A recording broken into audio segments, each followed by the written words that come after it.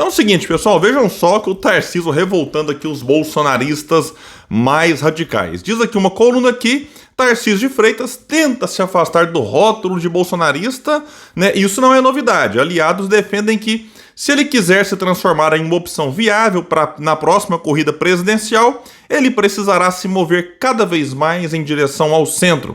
Na cerimônia de posse do ministro Barroso como presidente do STF, o governador de São Paulo fez gestos que, se vistos pelos bolsonaristas mais fervorosos, causariam furor. E causaram. Né? Se der uma navegada aí nesses perfis de alguns bolsonaristas, olha, a galera não gostou do que o Tarcísio fez. Já vou trazer aqui, porque, claro, o pessoal fotografa e né, detalha como foi a participação dele, como foi a reação dele diante de algumas falas. Isso é o suficiente para uma galera, né, que não tolera nada, né, que os outros façam, mas tolera de tudo o que o Bolsonaro fez. Por exemplo, o Bolsonaro metiu o pau no Centrão, aí pegou lá o presidente do PP, o Ciro Nogueira, colocou no lugar de um general na Casa Civil. O mito pode tudo. O mito indicou o Aras para a PGR, Aras que pouco tempo antes aí, né, frequentava festas de petistas. Por isso é que o Aras é acusado por muitos de ser um PGR petista, algo que eu particularmente discordo, porque o Aras acabou, enfim, sendo bastante omisso diante de muitos crimes cometidos por Bolsonaro na presidência, e inclusive principalmente durante a pandemia. Então essa galera é bastante intolerante em relação ao que os outros fazem, mas quando era o mito, passava pano para tudo.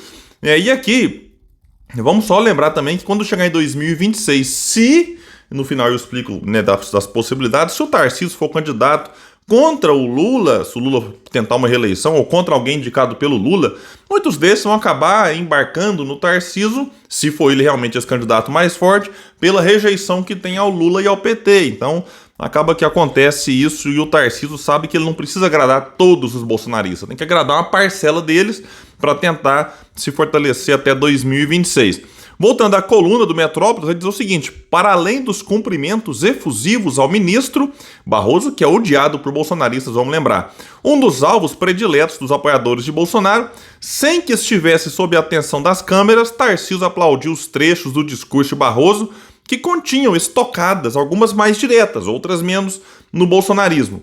Uma das passagens do discurso que ganharam um aplauso do governador foi aquela em que o ministro elogiou Rosa Weber, sua antecessora na presidência do tribunal, por ter reconstruído em 21 dias o plenário destruído por apoiadores de Bolsonaro no dia 8 de janeiro. A atitude chamou a atenção de quem estava por perto. Aqui vai destacar que ele estava sentado atrás do Jacques Wagner, que é do PT, mas isso aqui é o de menos. Vai destacar que ele também, o Tarcísio, aplaudiu Barroso quando este elogiou as iniciativas da corte em favor da comunidade LGBTQIA+. E quando defendeu que causas tidas como progressistas precisam ser levadas em conta porque são, na verdade, causas da humanidade. Eu fico imaginando a cara do Silas Malafaia, né, vendo o Tarcísio aplaudindo o Barroso nessa parte. Como é que ficam também aí os outros que se dizem conservadores no costume? Conservadores, muitas vezes, entre aspas, né?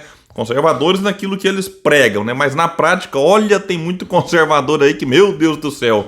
Aqui vai destacar também o colunista que, em conversas com interlocutores, logo após a cerimônia, Barroso elogiou a presença de Tarcísio na posse, vista por ele como sinal de civilidade e uma prova de que é possível pacificar o país nestes tempos de polarização acirrada.